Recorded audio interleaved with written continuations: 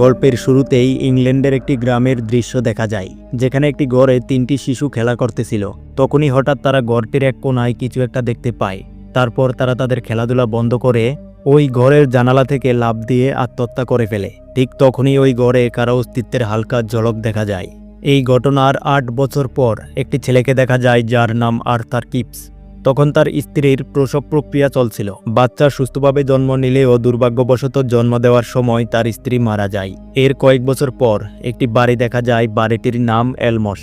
সেটাকে বিক্রি করার উদ্দেশ্যে কিপসকে এক জায়গায় যেতে হয়। সে তার ছেলেকে কেয়ারটেকারের কাছে রেখে সেই জায়গার উদ্দেশ্যে রওনা হয়।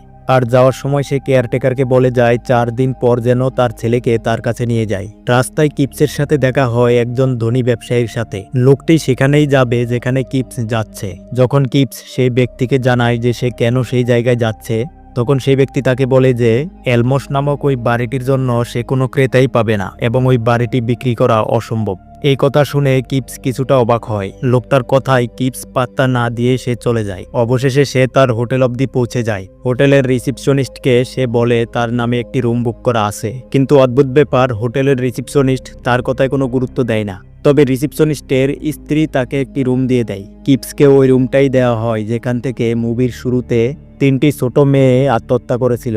পরের দিন সকালে কিপস সেই ব্যক্তির সাথে দেখা করে যে এলমসের সকল কাগজপত্র দেখাশোনা করে, কিন্তু সেই ব্যক্তি কিপসের সাথে দেখা হওয়ায় খুব একটা খুশি না। সে কিপসের হাতে কিছু কাগজপত্র দিয়ে এখান থেকে ফিরে যেতে বলে। সে বলে, তুমি খুব জলদি ট্রেন পেতে পারো, তোমার এখান থেকে খুব দ্রুত বেরিয়ে পড়া উচিত। কিপস কিছু বুঝে ওঠার আগেই ওই ব্যক্তি তাকে বাড়ি থেকে বের করে দেয়। শুধু এই ব্যক্তিই নয়, ওই গ্রামের বাকি লোকজনও কিপসের এখানে আসাটা পছন্দ করেনি। ওরা কখনো চাইছিলই না যে কিপস বাড়িটি বিক্রি করার জন্য এখানে আসুক। কিন্তু কিপস তার সিদ্ধান্তে অটল এবং সে ঠিক করে সে তার কাজ শেষ করেই এখান থেকে ফিরবে। সে ড্রাইভারকে কিছু বাড়তি টাকা দিয়ে এলমসে নিয়ে যেতে বলে। এলমস গ্রাম থেকে অনেক দূরে এবং নির্জন একটি জায়গায় ছিল।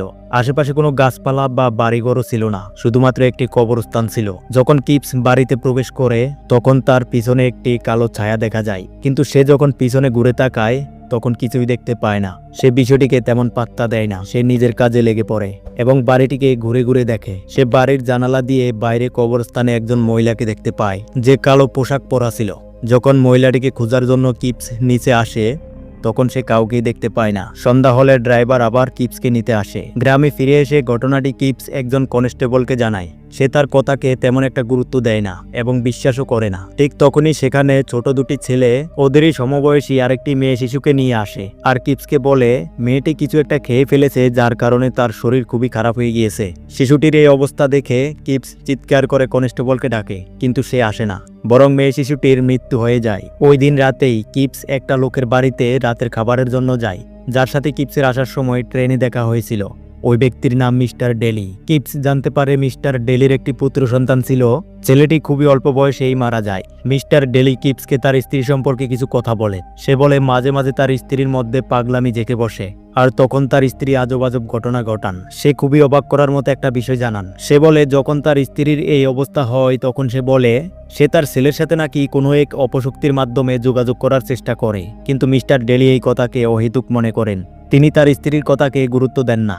সে মনে করে তার স্ত্রী মানসিক ভারসাম্যহীন, যার কারণে এসব অদ্ভুত কথাবার্তা বলে এবং আজব আজব কাণ্ড ঘটান, এবং তিনি চাকু দিয়ে টেবিলে কিছু একটা আঁকতে থাকে। এই ঘটনা দেখে মিস্টার ডেলি ক্লোরোফর্ম জাতীয় কিছু একটা তার স্ত্রীর নাকে ধরে তাকে বেহুশ করে ফেলেন। যখন কিপস ওই ছেলেটির ছবিটা দেখে তখন সে হতবাক হয়ে যায়। এই ছবিটি এমন কিছু ইঙ্গিত করেছিল যে কোনো এক মহিলা গলায় দড়ি দিয়ে আত্মহত্যা করেছিল। পরের দিন কিপস আবার সেই ব্যক্তির বাড়িতে যায় যিনি এলমসের ডিল করেছিলেন, কিন্তু তিনি তার বাড়িতে ছিলেন না। ওই বাড়ির বেসমেন্টে কিপস একটি মেয়ে শিশুকে দেখতে পায়, যেখানে মেয়েটিকে বন্দি করে রাখা হয়েছে। কিন্তু ওই মেয়েটি কিপসকে বলে সে যেন তাকে একা ছেড়ে দেয় এবং এখান থেকে ফিরে যেতে বলে। এই দৃশ্য দেখে কিপস দ্রুত বাইরে চলে আসে। মিস্টার ডেলি যখন কিপসকে এলমসের দিকে নিয়ে যাচ্ছিল তখন গ্রামের বেশ কয়েকজন তাদের পথে এসে দাঁড়ায়। আর যে ছোট শিশুটির মৃত্যু হয়েছে সেই শিশুর বাবা ওর মৃত্যুর জন্য কিপসকেই দায়ী করে।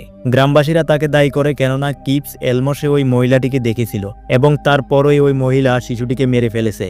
সবাই কিপসকে লন্ডনে ফিরে যেতে বলে, কিন্তু কিপস তাতে রাজি হয় না। মিস্টার ডেলি কোনো মতে গাড়ি ঘুরিয়ে কিপসকে এলমসে পৌঁছে দেন। কিপস ডেলিকে বলেন কাজের জন্য রাতে হয়তো তাকে এখানেই থেকে যেতে হতে পারে। এই কথা শুনে ডেলি তার কুকুরকে কিপসের কাছে রেখে যান। বাড়িতে প্রবেশ করতে করতে কিপসের রাত হয়ে যায়। সে বাড়িতে সকল মোমবাতি জ্বালিয়ে দেয়। সব মোমবাতি জ্বালিয়ে দেওয়ার পর কিপস বাড়ির সকল কাগজপত্র এবং কার্ডগুলো পড়তে থাকে। এই কাগজগুলোর মধ্যেই কিপস একটি চিঠি খুঁজে পায়, যে চিঠিটা এলিস আর্থার নামের এক মহিলার জন্য এসেছিল এবং তিনি এই বাড়ির মালিক ছিলেন। এলিসকে চিঠি লেখার সেই মহিলাটি আর অন্য কেউ নয়, সে ছিল তার বোন জ্যানেট। এলিসের নিজের কোনো সন্তান ছিল না, তাই তিনি তার বোন জ্যানেটের মানসিক ভারসাম্যহীনতার অজুহাত দিয়ে তার বাচ্চা ছিনিয়ে নিয়েছিলেন। ওই চিঠিতে এটা উল্লেখ ছিল যে এলিস কখনো জ্যানেটকে তার বাচ্চার সাথে দেখা করতে দেয়নি। চিঠিতে জ্যানেট লিখেছিলেন যতই এলিস তার বাচ্চাকে নিয়ে নেক না কেন, কিন্তু বাচ্চাটি তারই থাকবে। এটা ছাড়াও কিপস যেখানে আরও একটি চিঠি পায় যেটা জ্যানেট এলিসকে লিখেছিলেন। ওই চিঠিতে জ্যানেট সরাসরি তার বাচ্চার মৃত্যুর জন্য এলিসকেই দায়ী করে। সেখানে লেখা ছিল এলিস চাইলে তার বাচ্চাকে বাঁচাতে পারত, কিন্তু এলিস বাচ্চাটির থেকে নিজের জীবনকে বেশি প্রাধান্য দিয়েছে। ওই কাগজগুলোর মধ্যেই কিপস বাচ্চাটির মৃত্যুপত্রও খুঁজে পায় এবং অনেক বড় রহস্য বেরিয়ে আসে। ওই বাড়ির নার্সারিতেই জ্যানেট গলায় দড়ি দিয়ে আত্মহত্যা করেছিল। এখানেই সকল রহস্য উদ্ঘাটন হয়ে যায়। ডেলির কুকুরটি বাড়ির দরজার দিকে তাকিয়ে ঘেউ ঘেউ করতেছিল। কিপস বাইরে বেরিয়ে দেখে আবহাওয়া খুবই খারাপ, খুবই ভয়ঙ্করভাবে বৃষ্টি শুরু হয়েছে। জঙ্গলের দিকে তাকিয়ে কিপস সেই সব শিশুদের আত্মা দেখতে পায় যারা এই গ্রামে মারা গিয়েছিল। এই দৃশ্য দেখে কিপস খুব ভয় পেয়ে যায় এবং পুনরায় বাড়ির ভিতরে চলে আসে। বাড়ির উপরের ফ্লোরে কিপস একটি দরজা দেখতে পায়, যেটাকে খোলার অনেক চেষ্টা করে কিন্তু কোনোভাবেই দরজাটি খোলে না। কিপস দরজাটিকে ভাঙার জন্য একটি কুড়াল নিতে যায়। ফিরে এসে দেখে দরজাটি নিজে থেকেই খুলে গেছে। সে ঘরের ভিতরে ঢুকে দেখে সেখানে একটি রকিং চেয়ার এমনভাবে নড়ছে, মনে হচ্ছিল চেয়ারটির উপরে কেউ বসা আছে, কিন্তু সেখানে কেউই ছিল না। সেই চেয়ারটি আসলে আপনা আপনিই নড়ছিল।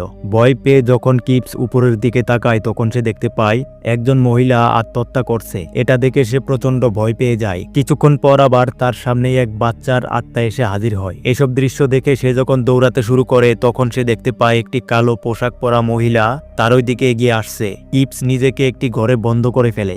ঘরে ঢুকে সে দেখে বিছানায় কালো রং ক্রমশ ছড়িয়ে পড়েছে এবং তার ভিতর থেকে একটি ছোট বাচ্চার আত্মা বেরিয়ে আসছে। এটা দেখে সে দ্রুত রুম থেকে বেরিয়ে পড়ে।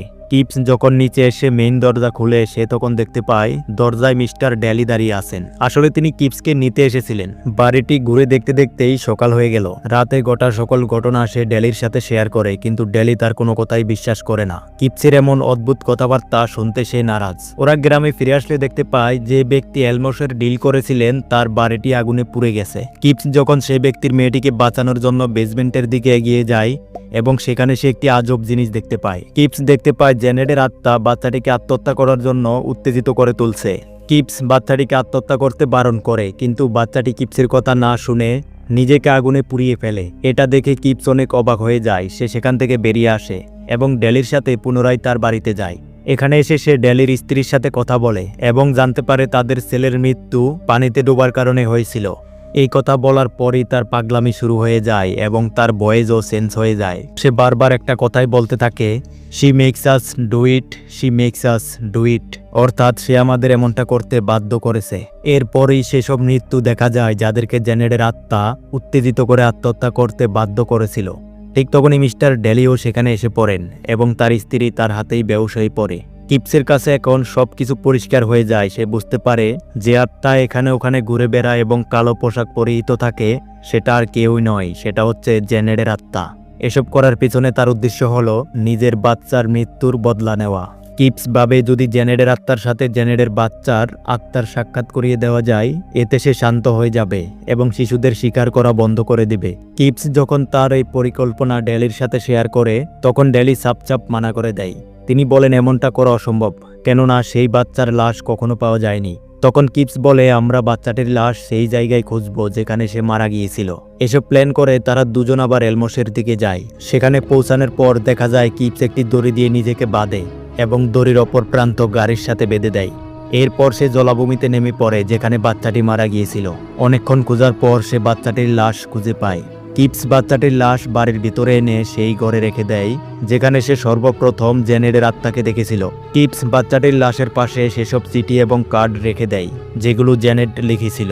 নিচের ফ্লোরে ড্যালি নিজের ছেলের আত্মা দেখতে পায় এবং তিনি এর পিছু পিছু যেতে যেতে একটি ঘরে চলে আসেন। সেই ঘরে পৌঁছানোর সাথে সাথে দরজাগুলো আপনা আপনি বন্ধ হয়ে যায়। ড্যালি খুব ভয় পেয়ে যায় এবং সে কিপসকে ডাকতে থাকে। অন্যদিকে কিপস এটা ভেবে চিন্তিত হয়ে পড়ে যে এখনো অবধি জেনেট তার বাচ্চার আত্মার সাথে সাক্ষাৎ করতে আসেনি। হঠাৎ করেই সে কারোর শব্দ শুনতে পায় আর দেখতে পায় সকল মোমবাতিগুলো আপনা আপনি নিভে যাচ্ছে। তখন সে বুঝে যায় জেনেট চলে এসেছে, আর সত্যি সত্যিই জেনেটকে তখন দেখা যাচ্ছিল। সে খুব দ্রুত গতিতেই কিপসের দিকে এগিয়ে আসছিল। কিপস আতঙ্কিত হয়ে নিচে পড়ে যায়। যখন জেনেট তার বাচ্চার লাশকে দেখতে পায় তখন সে শান্ত হয়ে যায় এবং সেখান থেকে চলে যায়। ঠিক তখনই ডেলির বন্ধ হয়ে থাকা ঘরের দরজাগুলো খুলে যায় এবং সে কিপসের কাছে চলে আসে। তখন কিপস ডেলিকে বলে জেনেট চলে গেছে, আমাদের উচিত বাচ্চাটির লাশটি তার মায়ের কবরের সাথে দাপন করা, যাতে করে এই প্রক্রিয়া এখানেই থেমে থাকে। সে তার বাচ্চাটিকে ফিরে ফেলে তার বদলা নেওয়ার নেশা থেমে যাবে। কিপস আর ডেলি লাশ দুটোকে একসাথে দাপন করার পর স্টেশনে চলে যায়। স্টেশনে কিপসের সাথে দেখা হয় তার ছেলে এবং তার কেয়ারটেকারের সাথে। সে তার ছেলেকে ডেলির সাথে পরিচয় করায় এবং কেয়ারটেকারকে তাদের জন্য লন্ডনের টিকিট আনতে বলে। কিপস বলে সে আর একদিনও এখানে থাকতে চায় না এবং পরের ট্রেনেই তারা লন্ডনে চলে যাবে। বাচ্চাটির কেয়ারটেকার টিকিট নিতে ব্যস্ত ছিল এবং কিপসও ডেলির সাথে কথা বলতেছিল, তাই তার নজর তার ছেলের দিকে ছিল না। বাচ্চাটি তার বাবার হাত ছেড়ে দিয়ে সামনে থাকা একটি ট্রেনের দিকে এগিয়ে যাচ্ছিল। কিপস হঠাৎ এক সাইডে ওই কালো পোশাক পরা মহিলাটিকে দেখতে পায় এবং তখনই সে নিজের ছেলের দিকে তাকায়। ছেলেকে বাঁচানোর জন্য সে দৌড়ে যায়, কিন্তু তখনই ট্রেন এসে বাবা ছেলে দুজনকেই পিষে দেয় আর গল্পটা এখানেই শেষ হয়ে যায়।